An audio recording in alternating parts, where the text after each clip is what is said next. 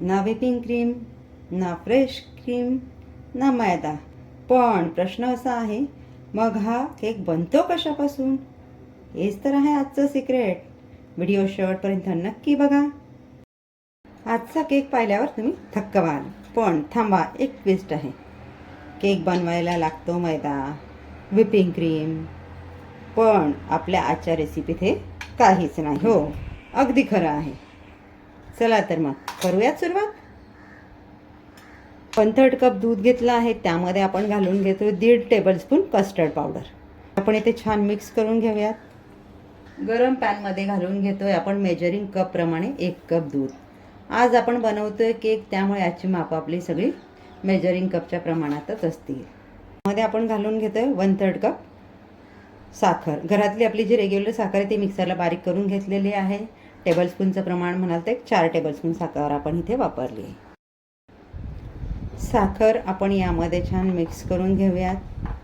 साखर इथे मेल्ट झाली. आता यामध्ये आपण घालून घेतोय कस्टर्ड पावडर मिक्स केलेलं दूध. मिश्रण घट्ट होईपर्यंत आपल्याला छान हलवत राहायचं आहे. होतं असं की केक खायला लहान मोठे सगळ्यांना आवडतं, पण केक बनवायचं म्हटलं की व्हिपिंग क्रीम ती बीट करायची, तिचं टेक्स्चर योग्य प्रमाणात आलं पाहिजे, ह्या सगळ्या गोष्टी असतात. म्हणून बहुतेक जण केक घरी बनवण्याचा कंटाळा करतात. मग अशा वेळेला आजचा केकचा पर्याय तुमच्यासाठी अगदी योग्य आहे. तुम्ही या पद्धतीने केक बनवा. अगदी आपण बेकरीमधून केक आणतो ना, त्या केकसारखाच आपला केक दिसतो आणि खायलाही अगदी छान लागतो. तुम्हाला जर अशाच वैविध्यपूर्ण नाविन्यपूर्ण रेसिपीज बघायला आवडत असतील तर आसनाथ किचनच्या व्हिडिओजला लाईक करा, चॅनलला सबस्क्राईब करा, व्हिडिओ फ्रेंड सर्कलमध्ये शेअर करा. मिश्रण आपलं छान घट्ट झालेलं आहे. इथे गॅस घालून देऊया आणि मिश्रण गारवण्यासाठी साईडला ठेवून देऊयात. आता आपण बनवून घेतोय केकसाठीची क्रीम. त्यासाठी मी इथे घेतलं आहे 200 ग्रॅम पनीर. मी मगाशी साखर वाटून घेतलेले मिक्सरच्या भांड्यात, त्याच भांड्याचा मी वापर करते. इथे घालतोय आपण कस्टर्ड पावडरचं मिश्रण. यामध्ये आपण ॲड करतोय पनीर. तो कलरचा फूड कलर 1 ते 2 ड्रॉप वापरू शकता. तर आपल्याला छान मिक्सरला वाटप करून घ्यायचं. वाटप करून झालेलं आहे. तर एका बाउलमध्ये काढून घेऊयात. केकसाठीचं क्रीम आपलं रेडी झालेलं आहे. यामध्ये मी व्हॅनिला इसेन्स घालून घेते आणि ते छान मिक्स करून घेते आणि फ्रीजमध्ये गार होण्यासाठी ठेवून देते. केकसाठीचा टीन आपण रेडी करून घेऊया. यामध्ये मी थोडंसं तेल घालून घेतलं आहे. तुम्ही तूप, बटर कशाचाही वापर करू शकता. मला सगळीकडे पसरवून घ्यायचं आहे. यामध्ये आपण आता बटर पेपर टाकून घेऊयात आणि टीन आपला साईडला ठेवून देऊयात. आता आपण केकसाठीचं बॅटर रेडी करून घेतो आहे. त्यासाठी लागणारं साहित्य मेजरिंग कपप्रमाणे अर्धा कप मी दूध घेतलेला आहे, 1.5 टेबलस्पून मिल्क पावडर घेतलेला आहे, बटर घेतलेला आहे 2 टेबलस्पून, 4 टेबलस्पून आपली घरातली साखर बारीक वाटप करून घेतलेली आहे. मेजरिंग कपप्रमाणे 1 कपला 2 ते 2.5 टेबलस्पून कमी असेल एवढा मी रवा घेतलेला आहे आणि 1.5 टेबलस्पून कस्टर्ड पावडर घेतलेली आहे. केकचं बॅटर रेडी करून घेतो आहे. बाउलमध्ये घेतलं आहे मी दूध. यामध्ये घालून घेऊया आपण बटर, 4 टेबलस्पून साखर घालून घेतो आहे. हे मिश्रण आपल्याला एकदा छान मिक्स करून घ्यायचं आहे. यामध्ये घालून घेऊयात आपण रवा. ॲड करतो आहे मिल्क पावडर, कस्टर्ड पावडर. मिश्रण आपल्याला करून घ्यायचं आहे. आता इथे मी बटर घेतलं आहे. तुम्ही तेल किंवा तूप कशाचाही वापर करू शकता. तेल किंवा तूप वापरत असाल तर यामध्ये चिमूटभर मीठ घाला. मी बटर सॉल्टेड वापरलं आहे त्यामुळे यामध्ये मीठ नाही घालत आहे. मिश्रण आपल्याला छान 2 मिनटं एकजीव होईपर्यंत मिक्स करून घ्यायचं आहे. झालेलं आहे, कुठेही गाठी नाही आहेत. हे मिश्रण आपल्याला 10 मिनटासाठी झाकण ठेवून रेस्टला ठेवून द्यायचं आहे. मिश्रण आपलं इथे 10 मिनटं रेस्ट देऊन झालेली आहे. आता यामध्ये घालते मी 3 ते 4 drop vanilla essence. Yellow food colour हा ऑप्शनल आहे, तुम्हाला नसेल घालायचा तर नका घालू. अर्धा चमचा बेकिंग पावडर, पाव चमचा बेकिंग सोडा. आता हे आपल्याला छान मिक्स करून घ्यायचं आहे. आता इथे मला थोडी दुधाची गरज वाटते. मिश्रण आपलं घट्ट झालेलं आहे. आता ह्या स्टेजला मी थोडं दूध ॲड करणार. अगोदर आपण अर्धा कप दूध ॲड केलेलं आता मी पुन्हा पाव कप दूध घेतलेलं, त्यातलं अर्धं दूध मी यामध्ये ॲड करून घेतलं आहे. मिश्रण इथे रेडी झालेलं आहे. यामध्ये मी पाव चमचा लिंबाचा रस घातला, तो व्हिडिओ माझ्याने स्किप झालेला आहे. या कन्सिस्टन्सीचा आपण बॅटर रेडी करून घेतलेला आहे.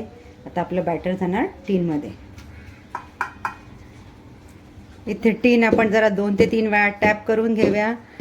बॅटरमध्ये बेकिंग पावडर, बेकिंग सोडा घातला की जरा पटापट काम करा, म्हणजे त्याच्यामध्ये जी प्रोसेस सुरू होते तोपर्यंत आपला केक टीनमध्ये जायला हवा. केक ज्या टीनमध्ये ठेवायचं आहे ते आपलं प्रीहीट झालेलं आहे. त्यामध्ये आपला केक टीन आता आपण ठेवून घेऊयात. वरून झाकण ठेवून देऊयात आणि आपल्याला कमीत कमी 25 मिनिटापर्यंत हे झाकण उघडून बघायचं नाही आहे. गॅसची फ्लेम आपल्याला मीडियम ठेवायची आहे. केक ठेवून आपला अर्धा तास झालेला आहे. आता बघूयात आपण आपला केक झालेला आहे का. आता आपण केक झाला आहे का चेक करूया. एक स्टिक घेतली आहे, केकच्या मधोमध टाकून बघितली, स्टिक आपली क्लीन आली, म्हणजे आपला केक इथे रेडी झालेला आहे. तर आपण गॅस घालवून देऊया. 2 मिनटं झाकण ठेवून याला वाफत ठेवूयात. केक टीन आता आपण इथून काढून घेऊयात आणि गार होण्यासाठी साईडला ठेवून देऊयात. केक टीन आपल्याला पूर्ण गार होऊ द्यायचा आहे आणि मगच केक डिमोल्ड करायचा आहे. गरम गरम केक तुम्ही डिमोल्ड करायला गेलात तर केकचे तुकडे पडतील. केक छान गार होऊ द्या, रूम टेम्परेचरला येऊ द्या. केक आपला छान गार झालेला आहे. आता याला आपण डिमोल्ड करून घेऊया. तुम्ही हवं तर फ्रीजला अर्धा तास ठेवून गार करून घेऊ शकता. मी रूम टेम्परेचरलाच गार केलेला आहे. आता बटर पेपर आपण काढून घेऊयात आणि केक आपला सुलट करून घेऊयात. केक आपला छान डिमोल्ड झालेला आहे. भांड्याला जरा देखील कुठे चिकटलेला नाही आहे. कट करून घेऊयात. आता मी 3 लेअरमध्ये कट करून घेते. हळूहळू टर्न टेबल फिरवत फिरवत छान कट करून घेते. पहिली लेअर आपली छान कट झालेली आहे. आपण साईडला ठेवून देऊयात. केकच्या आपल्या अगदी एकसारख्या 3ही लेअर कट करून झालेल्या आहे. केक आपला छान फ्लफी झालेला आहे. छान आतून जाळी आलेली आहे. केक बेसवर मी आपली कट केलेली जी लेअर होती ना मधली, ती ठेवून घेते आहे. आता आपण घेऊया केक रेडी करायला. आपण केकसाठीची जी क्रीम तयार करून घेतलेली ना ती आपण यावर घालून घेणार आहोत. मी आता इथे डायरेक्ट आपली क्रीम केकवर अप्लाय करून घेतलेली आहे. पायपिंग बॅग वगैरे कशाचाही वापर केलेला नाही आहे. या पद्धतीने आपल्याला ही क्रीम छान केकवर पसरून घ्यायची आहे. आपण आपली दुसरी लेअर ठेवून घेणार आहोत आणि ज्या पद्धतीने खालच्या लेअरला आपण क्रीम टाकून छान एक समान स्प्रेड करून घेतलं, तीच प्रोसेस आपण या लेअरला देखील रिपीट करणार आहोत. वर आपण आपली तिसरी लेअर ठेवून घेणार आहोत. जी केकची सगळ्यात खालची लेअर होती ना ती आपण वरच्या बाजूला अप्लाय करणार आहोत.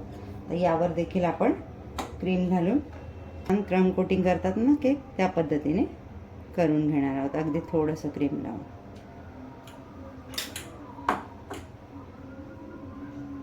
केक आपला क्रम कोट करून झालेला आहे. आता हा जाणार फ्रीजमध्ये अर्ध्या तासासाठी.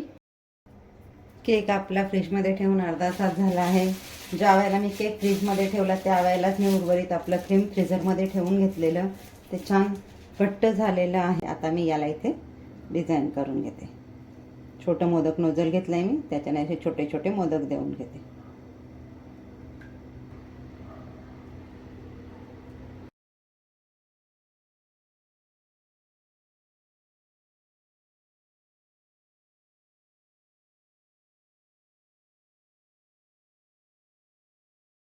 डेकोरेशनचा पार्ट हा आपल्या चॉईसने.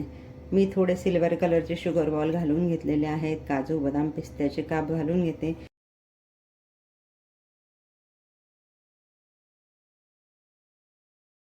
ज्यांना व्हिपिंग क्रीमचा केक खाण्याचा कंटाळा येत असेल त्यांच्यासाठी आजचा केक उत्तम पर्याय आहे. आपण यामध्ये व्हिपिंग क्रीम, फ्रेश क्रीम किंवा मैदा कशाचाही वापर केलेला नाही आहे, तरी देखील अगदी बेकरी स्टाईल केक आपण तयार केलेला आहे. तुम्ही एकदा असा केक नक्की ट्राय करा. तुमच्या प्रतिक्रिया मला कळवा.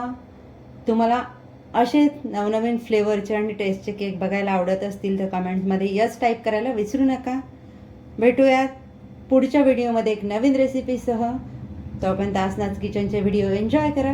थँक्यू.